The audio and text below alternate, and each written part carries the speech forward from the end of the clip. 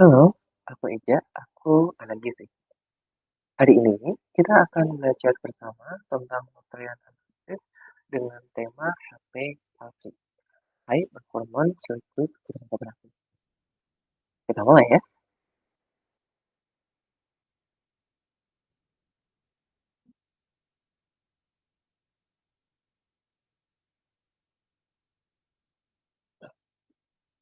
Jika sebelumnya kita sudah membahas tentang spectrophotometer saat ini kita akan membahas tentang HPLC, di mana HPLC sifatnya seperti spectrophysics, dia berfungsi untuk melakukan pengujian satu komponen secara kuantitatif. Tetapi untuk HPLC sendiri, dia memiliki kecepatan atau sharpness yang lebih baik jika dibandingkan dengan pengujian atau pengukuran komponen menggunakan spektrofotometer.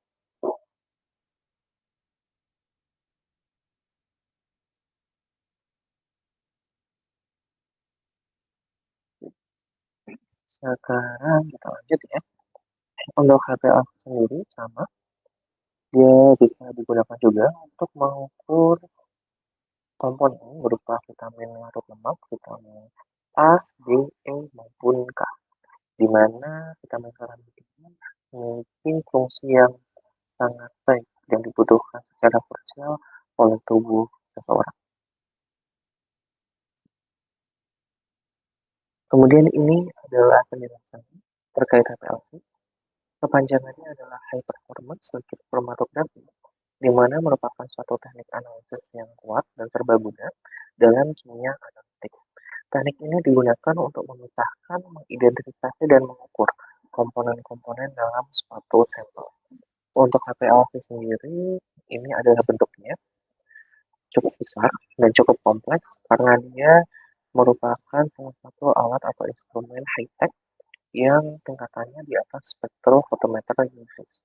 Jadi ini nanti adalah semua komponen-komponennya. Kemudian ini komponen komputer yang digunakan untuk menganalisis komponen-komponen terkait metabolit yang akan kita lihat.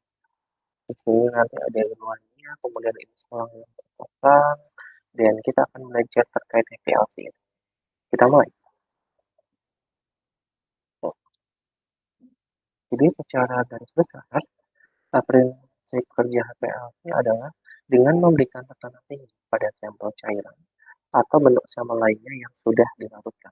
Ingat, harus dilarutkan karena HPLC bekerja melalui deteksi liquid atau cairan. Kemudian tekanan tinggi dapat dipompa dengan spesifikasi yang cukup spesifik. Kemudian sampel akan diinjeksi bersama dengan solvent melewati kolom yang nantinya data akan ditangkap oleh UV detector. Jadi ini ada solvent.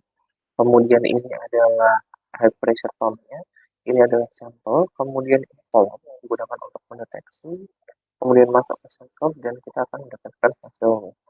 Untuk kolom sendiri yang sering atau sudah pernah saya gunakan adalah kolom C18, di mana kolom tersebut bisa digunakan untuk melihat komponen lipid maupun protein secara spesifik. Jadi, secara garis besar, ini adalah metode atau bagaimana HPLC berjalan. Di sini untuk HPLC sendiri, prinsip dasarnya adalah memisahkan komponen sampel berdasarkan perbedaan afinitas atau daya tarik komponen terhadap fase diam atau station fase yang berada di dalam kolom dan fase gerak atau mobil fase yang mengalir melalui. Jadi titik utamanya adalah di kolom karena dia yang akan memisahkan fase diam dan juga fase gerak suatu komponen sampel yang akan kita lihat. Kemudian HPLC sendiri merupakan teknik pemisahan yang sangat kuat dan sering digunakan dalam analisis gizi untuk mengukur senyawa yang kompleks seperti vitamin larut air, kemudian vitamin larut lemak, maupun komponen-komponen amino. Kemudian proses kerja dari HPLC sendiri sifatnya adalah sequential atau berurutan dan melibatkan interaksi dinamis antara pelarut dan juga sampel. Karena kita butuh pelarut, makanya eluan merupakan komponen yang sangat penting untuk analisis menggunakan HPLC. Kita harus tahu elemen apa atau pelarut apa yang memang cocok, yang memang bisa digunakan untuk mendeteksi komponen yang nantinya akan kita lihat. Jadi kita harus menentukan aluan untuk komponen-komponen yang kita gunakan. Saya ambil contoh di vitamin D. Dari penelitian yang sudah kami gunakan, aluan yang paling bagus untuk digunakan untuk analisis vitamin D adalah N-hexan yang nanti akan ditempel dengan alkohol serta aqueous. Kita masuk ke mekanisme HPLC. Kita masuk di nomor pertama. Di sini ada persiapan fase gerak atau mobil phase. Di sini fase gerak ada pelarut atau cairan atau eluen, baik itu pelarut organik maupun non organik yang sifatnya polar ataupun non polar, lalu disesuaikan dengan komponen yang akan dilihat, di mana memiliki fungsi sebagai carrier atau pembawa komponen sampelnya. Kemudian kita masuk ke penyimpanan dan juga digesing. Di sini fase gerak disimpan dalam cephaloid atau mobil phase sebelum digunakan. Di mana pada saat akan digunakan, pelarut harus melewati digesing unit ini ya, digesing unit untuk menghasilkan gas pelarut. Contohnya adalah udara yang dapat mengganggu pompa, menghasilkan noise atau gangguan pada detektor, atau mengurangi efisiensi perpisahan. Jadi ini adalah mobil phase-nya. Ini adalah tempat solvent diletakkan. Nantinya solvent ini akan masuk ke degassing unit yang berfungsi untuk membersihkan solvent. Jadi dia bisa berperan sebagai carrier komponen yang akan kita buat dengan baik. Selanjutnya di sini ada solvent delivery pump, berfungsi untuk mengalirkan fase gerak atau eluan dari reservoir ke seluruh sistem kolom dan juga detektor pada laju alir dan tekanan tinggi yang konstan. Jadi ini jadi pompanya. Ini adalah eluannya. Kemudian eluan ini akan masuk ke komponen degassing unit. Di degassing unit dia akan dibersihkan dari segala macam komponen perancu maupun gas. Selanjutnya setelah dia clear, dia bersih, dia akan masuk ke solvent delivery pump. Nah, dari solvent delivery pump ini nantinya dia akan menuju ke semua komponen HPLC yang digunakan sebagai carrier dari zat yang akan kita lihat. Kita lanjut. Kemudian kita masuk ke injeksi sampel di injektor. Di sini setelah fase geraknya siap, sampel atau larutan standar atau sampel zat gizi akan disiapkan dalam sampel vial yang nantinya dimasukkan ke dalam sistem melalui injektor. Jadi ini sampel vialnya, ini adalah injektornya. Kemudian si injektor ini dia berfungsi untuk memasukkan volume sampel yang sangat kecil dan akurat ke dalam aliran fase gerak bertekanan tinggi yang menuju kolom.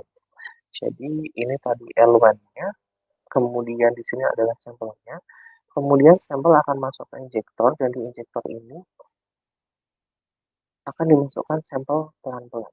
Kita bisa atur mau masuknya berapa banyak. Jadi sampelnya masuk sini dan akan dibantu didorong oleh liquid atau eluan yang sudah masuk ke solvent delivery pump.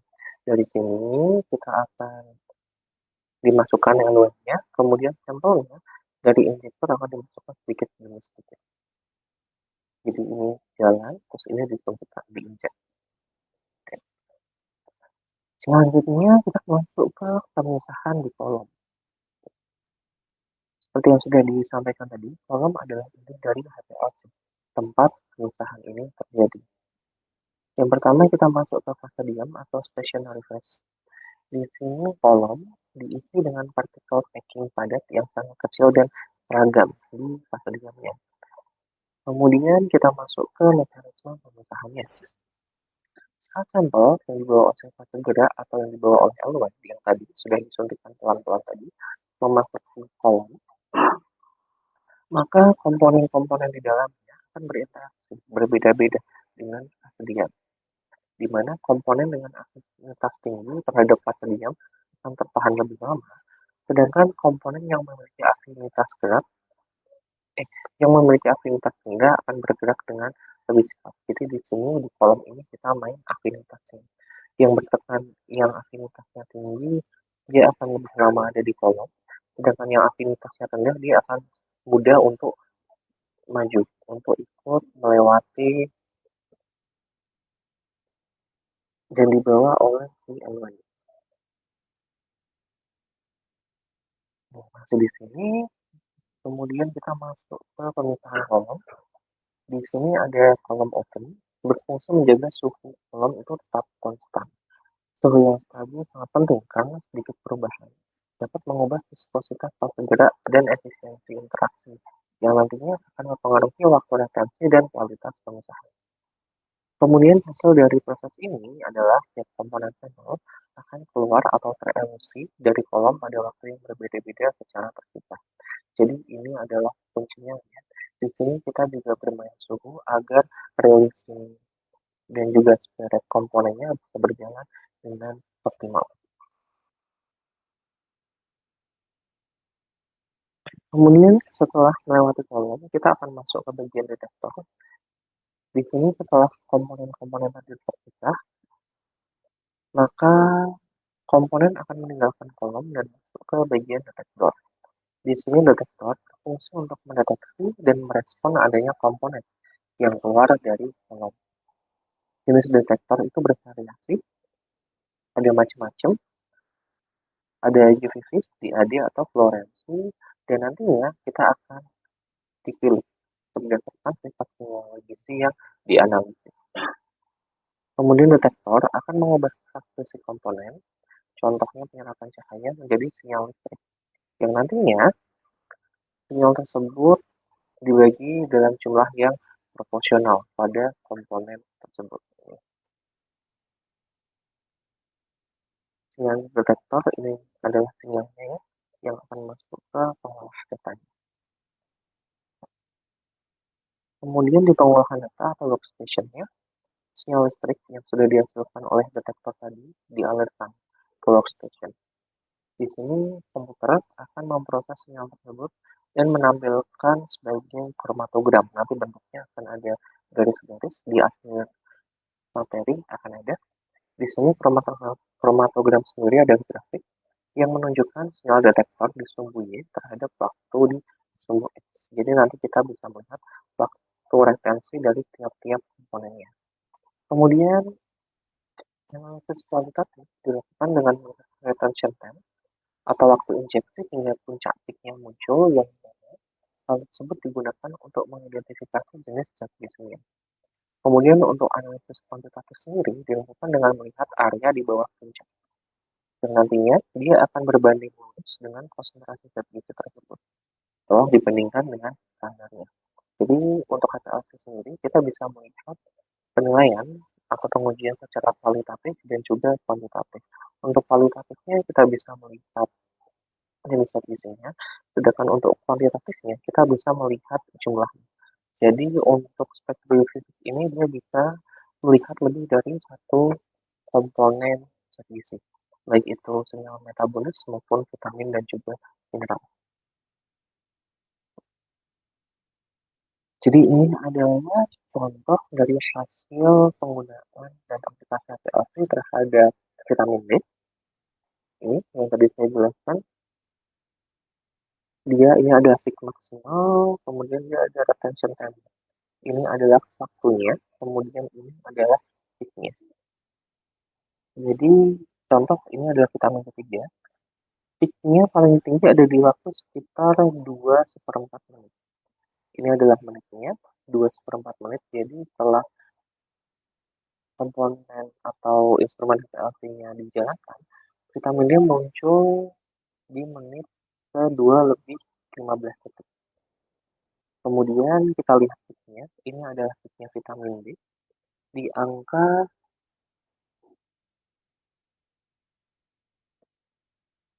2107 untuk puncak peaknya si vitamin D. Jadi peak yang keluar di sini ini pasti adalah komponen vitamin D. Karena di sini kami melihatnya single komponen, berbeda jika nanti akan multi komponen, akan ada banyak pik-pik di mana tiap piknya akan menandakan suatu komponen zat gizi tertentu yang spesifik. Dan untuk panjang gelombang yang kami gunakan di sini adalah 265 nanometer. Kemudian dari tiap konsentrasi, di mana kita mulai dari konsentrasi yang kecil dengan konsentrasi yang semakin rendah, akan kita catat dan kita tarik garis lurusnya untuk membentuk kurva standar. Ini disebut dengan kurva standar vitamin D yang digunakan untuk optimasi sistem. Untuk R square-nya sendiri adalah 0,997 yang menandakan dia menunjukkan hasil yang bagus. Dan terima kasih. Itu adalah sedikit gambaran dan overview terkait materi tentang HPLC, high performance circuit chromatografi yang tadi sudah diaplikasikan secara langsung untuk melihat dan juga mendeteksi komponen vitamin D yang pernah kami laksanakan. Ini mungkin itu yang bisa saya sampaikan. Terima kasih banyak. Sekian dari saya dan see you.